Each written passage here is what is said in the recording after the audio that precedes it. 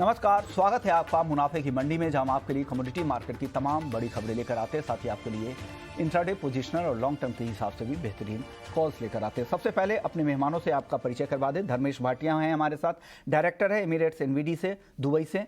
वंदना भारती हैं ABP commodity research SMC global security से, और साथ ही हमारे साथ किशोर नारने हैं, हेड कमोडिटी एंड करेंसी है मोतीलाल ओसवाल फाइनेंशियल सर्विसेज के। आप तीनों मेहमानों का ईटी नाउ स्वदेश पर स्वागत है। सबसे पहले आज बात होगी रुपए की, क्योंकि लगातार यहां पर कमजोरी दिख रही है और आज से आरबीआई एमपीसी की आज बैठक भी है और फ्राइडे को यहां पर भी डिसीजन आ जाएगा। और जिस तरह से एक गैप ब्याज दरों में बढ़ोतरी को लेकर क्रिएट हो गया है, क्योंकि 3% से ज़्यादा की बढ़ोतरी फेड की तरफ से इस साल हो चुकी है और आरबीआई ने इस साल 2022 में अब तक 1.4% की बढ़ोतरी ब्याज दरों में की है, जिसका असर यहाँ पर साफ तौर पर रुपए की कमजोरी के तौर पर देखने को मिल रहा है। हालांकि रुपए के अलावा दुनिया की बाकी करेंसी, चाहे वो ब्रिटिश पाउंड हो या यूरो हो या फिर जापानीज येन हो, यहाँ भी 2022 में 15 से 20% से ज़्यादा की गिरावट वहाँ देखने को मिल रही है। हालांकि उस मुकाबले रुपया में उतनी गिरावट नहीं है, 9% के आसपास 2022 में रुपए में अब तक गिरावट आ चुकी है। लेकिन यहाँ से गिरावट और कितनी गहराएगी, किशोर जी क्या लग रहा है आपको सर?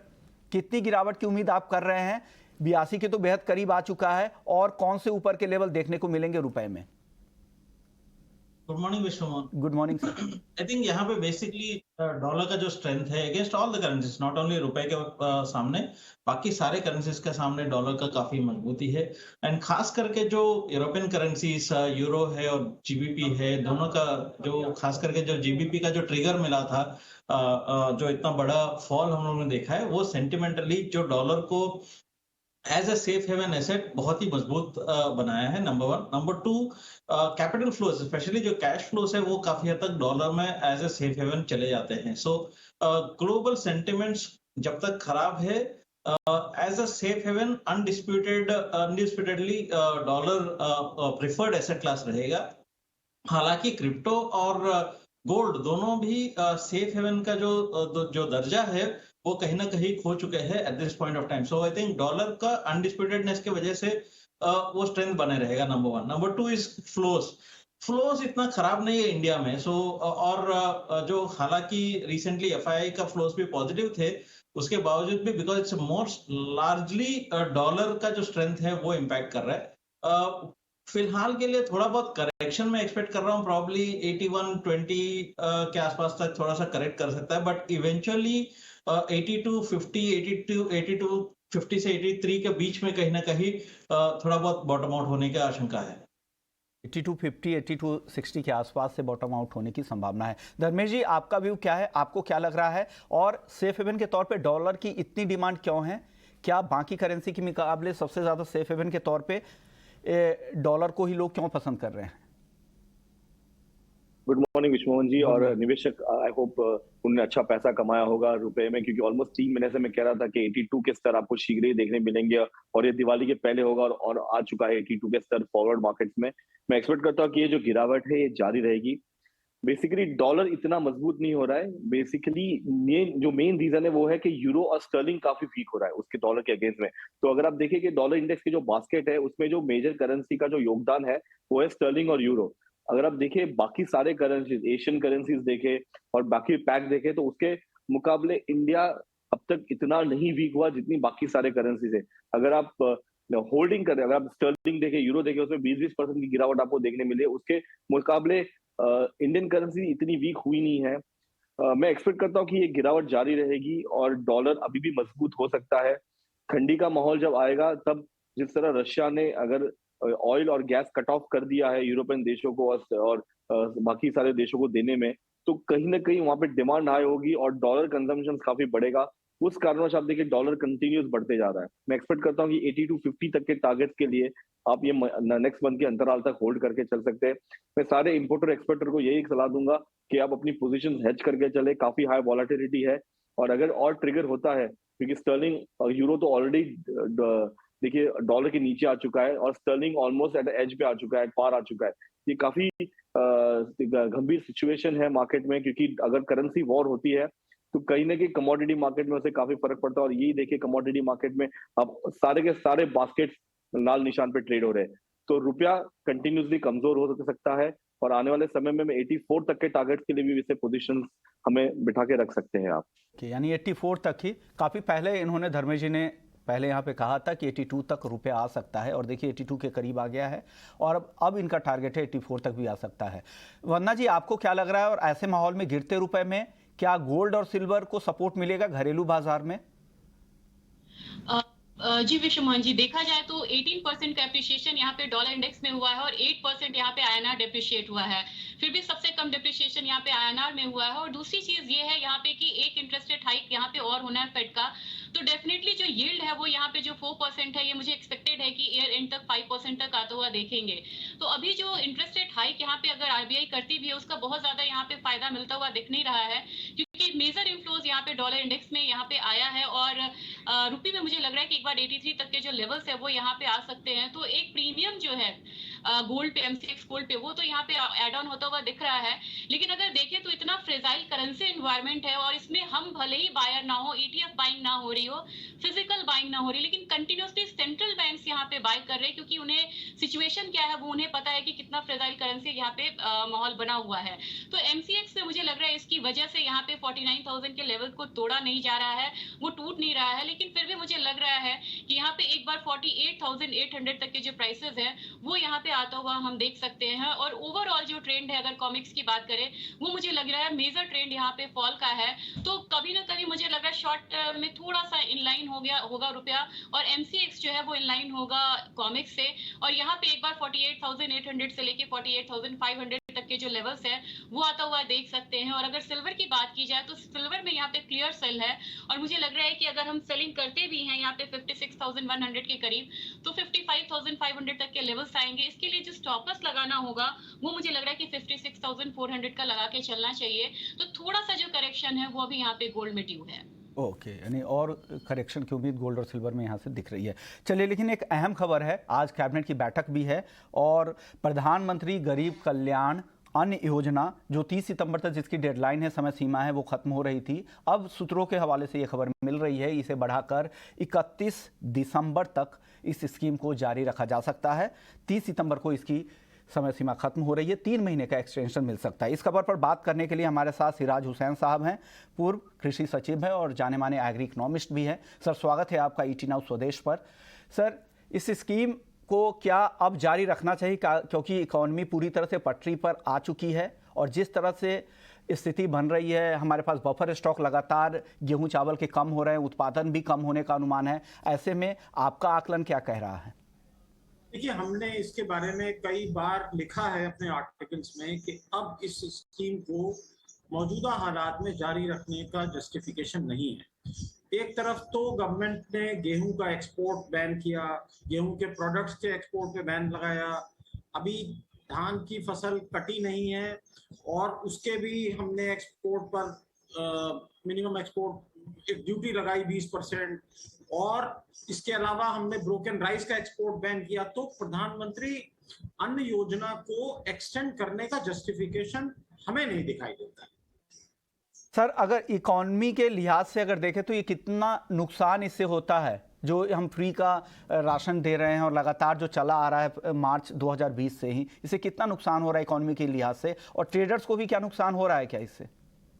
देखिए, ट्रेडर्स को तो नुकसान नहीं हो रहा है, बल्कि कुछ लोगों का ये कहना है, जो कि ट्रेड सर्कल्स बताते हैं, कि जो चावल दिया जा रहा है इसमें से कुछ चावल का लीकेज होता है और वो एक्सपोर्ट हुआ है। आप देखिए, पिछले साल 22 मिलियन टन चावल देश ने एक्सपोर्ट किया, जो कि एक ऑल टाइम रिकॉर्ड है, और पूरी जो ग्लोबल ट्रेड है राइस की उसका तकरीबन 40% है। तो देखिए, जो नेशनल इंस्टीट्यूट ऑफ न्यूट्रिशन के नॉर्म्स हैं वो 5 किलोग्राम फूड ग्रेन पर पर्सन पर मंथ के नॉर्म्स हैं। अब प्रधानमंत्री अन्न योजना के तहत हम 10 किलोग्राम पर पर्सन पर मंथ दे रहे हैं जब से कोविड शुरू हुआ है।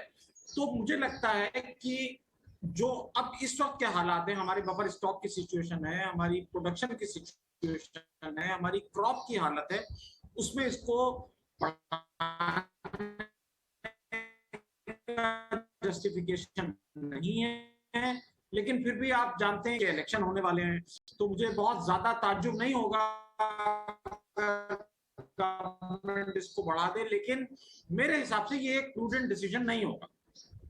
माहौल में जिस तरह की स्थिति उत्पादन को लेकर आ रही है और ग्लोबल लेवल पे भी आप देख रहे हैं कि दाम इतने ज़्यादा है, अब सरकार के पास भी विकल्प नहीं है क्योंकि भाव एमएसपी के ऊपर हैं, तो उनके लिए भी खरीदारी इतनी आसान नहीं होगी, खर्च भी ज़्यादा करना पड़ेगा। और साथ ही अगर आपको बता दें कि सितंबर 2022 तक ही करीब करीब 3.5 लाख करोड़ का इसके ऊपर सब्सिडी के लिए इसकी सब्सिडी के लिए खर्च हो चुका है और 1,000 लाख टन से भी ज़्यादा का अनाज का आवंटन इसमें हो चुका है, तो एक बड़ा सेटबैक है।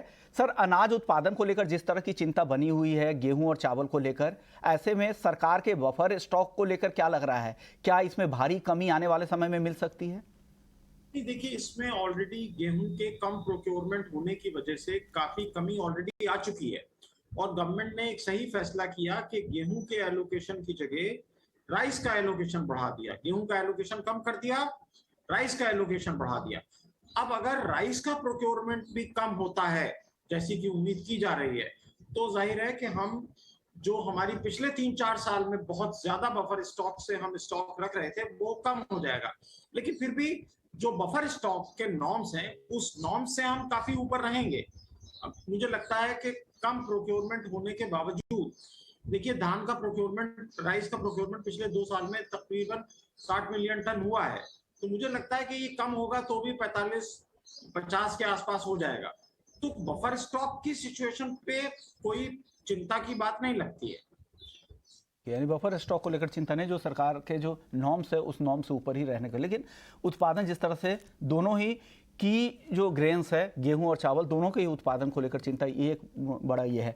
सर, बाकी दलहन और तिलहन को लेकर क्या स्थिति है, आप लोगों का आकलन क्या है? हालांकि अनुमान है कि जो दलहन में खास करके तुअर का उत्पादन इस साल काफ़ी कम रह सकता है, तो उस फ्रंट पर कैसे स्थिति कैसे निपटेगी? आपको लग रहा है कि आने वाले समय में नए सीजन में दाल के दाम भी बढ़ सकते हैं जो काफ़ी स्टैग्नेंट है, आसपास ही घूम रहे काफ़ी समय से?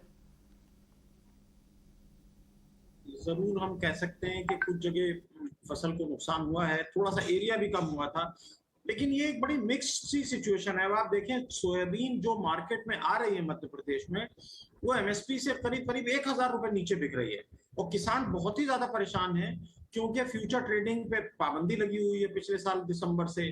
किसानों को ये पता ही नहीं है कि क्या रेट फेयर है, किस रेट पे उनको बेचना चाहिए, और ऐसी स्थिति में जाहिर है कि ट्रेडर्स एक्सप्लॉइट करते हैं। तो मैंने लिखा भी है कई बार इस अपने मजमून में कि फ्यूचर ट्रेडिंग पर जो रिस्ट्रिक्शंस हैं उनको हटाना चाहिए, जिससे कि एक प्राइस की फेयर डिस्कवरी हो सके। और एडिबल ऑयल के प्राइसेस तो बहुत मॉडरेट हो गए ग्लोबल प्राइसेस, तो एडिबल ऑयल में हम इन्फ्लेशन की एक्सपेक्टेशन नहीं रखते हैं। तूर में हो सकता है कि इन्फ्लेशन हो, लेकिन चने के प्राइसेस बहुत नीचे चल रहे हैं और नेफेड भी चना बेचे जा रहा है, तो कुल मिला के पल्सेस में भी बहुत ज्यादा इन्फ्लेशन की उम्मीद हम नहीं रखते हैं। मेरा दूसरा सवाल यही था, आपने इसी में क्लब करके जवाब दे दिया। जो चने की जो सरप्लस स्टॉक है उससे भरपाई हो जाएगी, तो दलहन में भी महंगाई नहीं लग रही है। और दूसरा मेरा आखिरी सवाल यही था कि वायदा को लेकर, और आपने साफ भी कर दिया कि वायदा शुरू करने की जरूरत है। जिस हिसाब से तिलहन की खाने के तेल की सप्लाई बढ़ रही है इंटरनेशनल मार्केट से और दाम भी काफ़ी नरमी आई है और आगे भी दिसंबर तक भी नरमी की संभावना है, ऐसे में प्राइस डिस्कवरी के लिए और बेहतर रिस्क मैनेजमेंट के लिए और एक इंडिकेटिव प्राइस के तौर पर वायदा बाजार को अब वापस से शुरू करने का वक्त आ गया है। शुक्रिया सर, आपने वक्त निकाला हमारे लिए। चलिए वापस से वायदा बाजार की ओर ही लौटते हैं। हमारे साथ तीनों मेहमान बने हुए हैं। गोल्ड और सिल्वर पर किशोर सर, आपकी राय क्या है? क्या लग रहा है, कितनी गिरावट की? क्या 49,000 के नीचे भी जा सकता है क्या गोल्ड? किशोर सर, आपसे मेरा सवाल था, 49,000 के नीचे भी गोल्ड जा सकता है क्या?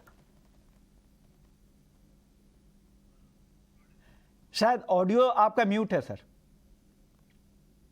तो प्रिडोमिनेंटली विषमन यहाँ पे डॉलर का ही कोरिलेशन चल रहा है। So other than that fundamental backdrop कुछ ज्यादा है ही नहीं है, बिकॉज बाकी सारे न्यूज और फंडामेंटल बैकड्रॉप पहले ही इसका आउट हो चुका है। सो बेसिकली डॉलर इंडेक्स जितना स्ट्रांग होगा, कमोडिटीज में उतना गिरावट देखने के लिए मिलेगा। और मेरे हिसाब से I think gold Indian market में शायद एक बार के लिए हम लोग 49,000 के नीचे चले जाएंगे, प्रॉब्ली 48,200 48,600 के बीच में कहीं ना कहीं थोड़ा सपोर्ट मिल सकता है, but at the end of the day long term अभी भी टर्न अराउंड नहीं हुआ है, सो ट्रेंड में कुछ बदलाव नहीं है, और सो वो ध्यान रखना चाहिए कोई भी लॉन्ग टर्म इन्वेस्टर्स है तो अभी तक बॉटम फिशिंग करने का वक्त नहीं आया है। शॉर्ट टर्म में प्रॉब्ली 49,000 का इंट्राडे टारगेट के लिए बिकवाली कर सकते हैं, बट आपका जो क्वेश्चन है 49,000 के नीचे जाएगा क्या, या बिल्कुल जा सकता है? के नीचे भी जा सकता है, अभी बॉटम फिशिंग करने का वक्त अभी नहीं आया है, अभी वेट करें आप। ब्रॉडर ट्रेंड लाइन आपको कैसा दिख रहा है धर्मेश जी, गोल्ड और सिल्वर को लेकर कितनी गिरावट की उम्मीद आप कर रहे हैं? पोजिशनल ट्रेडर के लिए क्या सलाह है? देखिए, पोजिशनली तो ऑलमोस्ट हमारे टारगेट्स के नजदीक ही आ चुका है। 16.30 16.25 के लेवल से जहां पे मार्केट संभलना चाहिए था वहां पे संभल चुका है। डोमेस्टिक मार्केट की बात करें तो रुपए के गिरावट के कारण इतनी गिरावट आपको डोमेस्टिक मार्केट में देखने नहीं मिली, बट मैं किशोर से सहमत हूं। मैं एक्सपेक्ट करता हूं कि यहाँ से एटलीस्ट 500 रुपए की गिरावट आपको करंट लेवल से देखने मिल सकती है। मैं निवेशकों को रेकमेंड करूंगा कि 49,200 काफी अच्छा लेवल है, आप यहाँ पे मार्केट पे बिकवाली करके चल सकते हैं। 48,800 तक के टारगेट के लिए आप यहाँ पे बिकवाली करिए। अंतरराष्ट्रीय मार्केट में 16.10 से 16.5 का स्तर है जहां मार्केट एक बार संभल सकता है। तो यहाँ से $20 से $25 की गिरावट और डोमेस्टिक मार्केट में 400 से 500 रुपए की गिरावट आपको करंट स्थिति में देखने मिल सकती है। तो चांदी कितनी गिरावट पे खरीदने की आप सलाह दे रहे हैं? देखिए, चांदी की बात करें तो चांदी में मैं अभी भी वेट एंड वॉच की स्ट्रैटेजी दूंगा, क्योंकि देखिए चांदी कंपैरेटिवली गोल्ड के सामने इतनी गिरावट नहीं दिखाई है। $18 के इर्द गिर्द सस्टेन हो रहा है। डोमेस्टिक मार्केट की बात करें तो प्राइस ऑलमोस्ट 50,000 के नीचे से लेके 55,000 तक के लेवल्स पे घूमता है, फिर से मार्केट 48-49,000 पे आके रुक जाता है। बट रुपए के कमजोरी के कारण चांदी में इतनी गिरावट नहीं आई है। अगर आप देखिए रुपया ऑलमोस्ट 8 से 10% टूट चुका है। उसके अगेंस्ट अगर देखिए तो चांदी आज के तारीख में 43-42,000 के इर्द गिर्द होनी चाहिए थे। तो उसके कंपैरिजन में अभी भी मार्केट थोड़ी सी ऊपरी स्तरों पर सस्टेन हो रही है।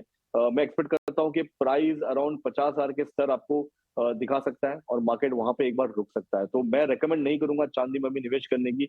वेट एंड वॉच की स्ट्रैटेजी रखिए। मार्केट काफी चंचल है, वॉलेटिलिटी इसमें काफी हाई रहेगी, दोनों साइड मूवमेंट देगी है। तो मैं वेट एंड वॉच की स्ट्रैटेजी दूंगा चांदी में अभी। सर आप क्या व्यू रखेंगे? 54,800 रुपए के नीचे है और कितनी गिरावट आने के बाद ही चांदी खरीदनी चाहिए? आई थिंक 54,000 के नीचे भी एक बार चांदी जा सकता है। तो अगेन मैं बोल रहा हूँ लॉन्ग टर्म इन्वेस्टर्स को बॉटम फिशिंग करने का टाइम आया नहीं है, बट अगेन अग्रीड है कि चांदी जितना गोल्ड गिर रहा है उतना ज्यादा गिरे नहीं है, बट मेरे हिसाब से 53,600 53,800 का डाउनसाइड का जगह है। सो इंट्राडे में देखें तो 54,400 के टारगेट्स के साथ इसमें बिकवाली कर सकते हैं, बट ओवरऑल ट्रेंड काफी मंदा है। सो ओवरऑल कमोडिटीज में बिकॉज सी जब तक आपको डॉलर इंडेक्स में टर्न अराउंड नहीं देखेंगे तब तक कमोडिटी मार्केट्स में बाइंग का सिग्नल्स नहीं करना चाहिए। बाइंग का जो ट्रेडिंग है वो पोजीशंस नहीं लेना चाहिए। वन्ना जी अब क्रूड की बात कर लेते हैं। 9 महीने के निचले स्तर के आसपास है, क्या लग रहा है कितनी गिरावट और यहाँ पर आशंका बनी हुई है, या यहाँ से अब रिबाउंड की उम्मीद करें क्रूड में? और कोई अगर ऑप्शंस में आपके पास स्ट्रेटजी है तो वो भी बता दीजिएगा। विश्वमोहन जी, मुझे लग रहा है यहाँ पे कि अभी निगेटिव फैक्टर्स जो हैं वो हावी हो रहे हैं, और जैसा कि पता है कि एक इंटरेस्ट रेट हाइक होना है, तो मेरे ख्याल से कमोडिटी पे दबाव बना रहेगा। और हिस्टोरिकली हम थोड़ा सा डेटा को अगर रीड करते हैं तो पता चलता है उस स्टडी से कि 12 से 18 महीने का एक साइकिल होता है जिसमें इंटरेस्ट रेट का जो रिएक्शंस है वो कमोडिटी पे आता रहता है। तो मेरे ख्याल से अभी निगेटिव रिएक्शंस आने बाकी हैं। अगर क्रूड की बात की जाए तो फ्यूचर्स में मुझे लग रहा है कि अभी भी सेलिंग करके चलना चाहिए। 6500 से ऊपर के लिए सस्टेन नहीं किया है। 6400 पे सेलिंग करे, 6200 का टारगेट रखना होगा। स्टॉप लॉस यहाँ पे 6500 का लगा के चल सकते हैं, और यहाँ पे आप ऑप्शन ले सकते हैं 6400 के स्ट्राइक का। एनजी पे वन्ना जी क्या है कॉल आपका? एनजी वैसे बिल्कुल कभी कभी डिकपल होकर ट्रेड करती है क्रूड से, लेकिन यहाँ पे मुझे लग रहा है कि कल इसने सस्टेन नहीं किया है। 580 लगा के ये नीचे की तरफ आया, मुझे लग रहा है कि दोबारा ये अपनी सपोर्ट की तरफ जा सकती है। एक चीज है कि एक टेक्निकल लेवल अगर 560 आता है तो ही यहाँ पे सेल करे। 545 का टारगेट होना चाहिए। स्टॉप लॉस यहाँ पे हम 568 का लगा सकते हैं। ओके किशोर सर, क्रूड और एनजी पर आपका व्यू? आई थिंक क्रूड और एनजी दोनों में भी थोड़ा सा बिकवाली का राय है। सो क्रूड खास करके 6420 के आसपास इसमें बिकवाली कर सकते हैं। डाउनसाइड में आपको 6250 का टारगेट रख सकते हैं, but again because of the current volatility देख के मुझे थोड़ा सा ऑप्शंस में ज़्यादा बेहतर लगता है। तो यहाँ पे एक बार 6400 का पुट ऑप्शन ले सकते हैं। 350 के आसपास का प्रीमियम चल रहा है। आपको डाउन साइड में 270 का स्टॉप लॉस रख के 450 के आसपास का आपका टारगेट रख सकते हैं. So options are a better bet at this point of time because of volatility. और नेचुरल गैस में भी आई थिंक 550 का कॉल ऑप्शन एक बार खरीदारी करके चल सकते हैं. 52 से 55 के आसपास ये ऑप्शन खरीद सकते हैं. एंड 45 का स्टॉप लॉस रख सकते हैं, बहुत ही छोटा स्टॉप लॉस होगा. एंड 67 के आसपास का टारगेट्स के लिए. सो दोनों में इसकी कॉल ऑप्शन खरीदने की सलाह दे रहे हैं सर? हाँ, नेचुरल गैस में कॉल ऑप्शन खरीदने का है विच इज 550 का स्ट्राइक का है. ओके, तो बहुत अच्छी कॉल है आपके लिए, रिस्क भी कम होगा. नेचुरल गैस की 550 के स्ट्राइक की कॉल खरीदे 55 में, 67 तक प्रीमियम जा सकता है, 45 का स्टॉप लॉस लगा ले. और 6400 के स्ट्राइक की क्रूड के ऑप्शंस भी आप यहां पर खरीद सकते हैं. यहां पर पुट ऑप्शंस खरीदना है क्रूड में, और एनजी में कॉल ऑप्शंस खरीदना है. अब धर्मेश जी, आपका व्यू क्या है क्रूड के ट्रेडर के लिए, क्या सलाह दे रहे हैं आप? देख, कच्चे तेल की बात करें तो कच्चे तेल में जो गिरावट है वो कंटिन्यूसली हावी है. मेजर रीजन है रिसेशन की बात कर रहे हैं, और इंटरेस्ट रेट बढ़ने की वजह से मार्केट में ग्लोबल सिनेरियो काफी अस्तमस्त हो चुका है. प्लस डॉलर इंडेक्स बढ़ रहा है, तो मार्केट में कंटिन्यूस फॉल आ रहा है और मार्केट संभल नहीं रहा है. $77 WTI कंटिन्यूसली होल्ड कर रहा है. नवंबर कॉन्ट्रैक्ट की बात करता हूं तो मैं, और डोमेस्टिक मार्केट की बात करें तो 6400 से लेकर 6500 का जो स्तर है, मार्केट इसी दायरे में ट्रेड हो रहा है. शॉर्ट टर्म में मुझे वीकनेस लग रही है. 6250 तक के स्तर के लिए आप यहाँ पे बिकवाली करके चल सकते हैं. बट यहाँ पे एक काफी अनइवन डिस्ट्रीब्यूशन हो सकता है दिसंबर जनवरी में, जब मार्केट में ठंडी काफी हावी होगी. और मैं एक्सपेक्ट करता हूँ कि ओपेक अपने प्रोडक्शन कट करने की काफी हाई प्रोबेबिलिटी पे आ चुका है, क्योंकि कंटिन्यूसली सारे प्रोडक्शन बढ़ा के रखे हैं और प्राइस नीचे आ रहा है. तो कहीं ना कहीं कट होगा तब मार्केट में काफी एक लंबी रिबाउंड देखने मिल सकता है. तो जब तक मार्केट दायरे में 6500, 6350 और 200 तक के मार्केट इसी दायरे में ट्रेड होगा. बट अगर 6500 के ऊपर जाता है तो प्रोबेबिलिटी है कि मार्केट काफी अच्छी छलांग लगा सकता है. और अंतरराष्ट्रीय मार्केट की बात करें तो $80 का लेवल है जो मैं रेकमेंड करूंगा निवेशकों को ध्यान रखने के लिए. अगर मार्केट $80 के ऊपर आता है तो मार्केट काफी अच्छी रिबाउंड दे सकता है. तो $2 से $2.5 की वॉलेटिलिटी है मार्केट में. शॉर्ट टर्म में बिकवाली, बट लॉन्ग टर्म में मैं एक्सपेक्ट करता हूँ कि मार्केट में अच्छी खासी रैली आ सकती है. लॉन्ग टर्म में रैली आ सकती है. और 5 अक्टूबर की जो बैठक होगी वो काफ़ी अहम है ओपेक प्लस की, वहाँ पर क्या डिसीजन प्रोडक्शन को लेकर होते हैं. वरना जी, एक कोई टॉपिक मेटल में आज गिरावट लग रही है विश्वमोहन जी. 262.5 पे यहाँ पे सेलिंग करना चाहिए. 262 का 60 का टारगेट होगा. स्टॉप लॉस यहाँ पे 263.5 का होना चाहिए. तो सर, आपकी टॉपिक मेटल में आज? आई थिंक यहाँ पे ओवरऑल सी मेटल का डिमांड काफी कमजोर है, वो तो देख ही रहे हैं. एंड जो चाइना का जो जीडीपी के डाउनग्रेड हुआ है वो बहुत ही बड़ा डाउनग्रेड है. एक्चुअली 5% का जीडीपी ग्रोथ का 2.8% किया है. सो आई थिंक मेटल का जो वीकनेस जारी रहेगा. एल्यूमिनियम एक बिकवाली कर सकता है 189 के आसपास. 191 का स्टॉप लॉस मेंटेन करना चाहिए 185 का टारगेट के लिए. वहीं पे जिंक भी बिकवाली करके चल सकता है 263 के आसपास. 258 का टारगेट रख सकते हैं. 265 का स्टॉप लॉस मेंटेन कर सकते हैं. ओके, शुक्रिया सर, आपने वक्त निकाला और बेहतरीन ट्रेनिंग कॉल दी. धर्मेश जी आपका भी शुक्रिया, किशोर सर आपका भी, और वंदना जी आपका भी.